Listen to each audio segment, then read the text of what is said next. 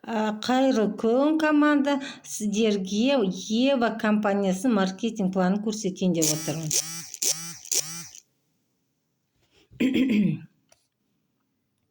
Қараңыздар, сіз келдіңіз, 50 балл салдыңыз, 50 балдан сізге сразу 3900 теңге түседі. Астыңызға 3 линия тіркеп, әр адам 50 балдан салатын болса, ең бірінші звание бронза болады. Әр қайсына 3900-ден түседі. Общий сізге 3900 бен 20 мың ортасында табыс түседі командадан. Бронза. Ол бронза званиясы. Бронза про званиясы.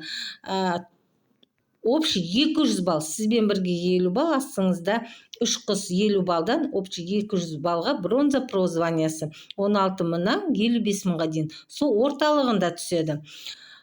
Продажниктерге вообще күшті түседі. Үшінші звания. Бұл жерде сильвер званиясы. Сіз 50 балл.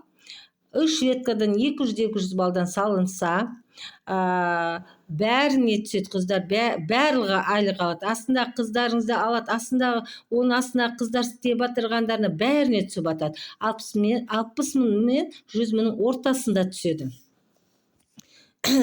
Одан кейін сильвер про званиясы.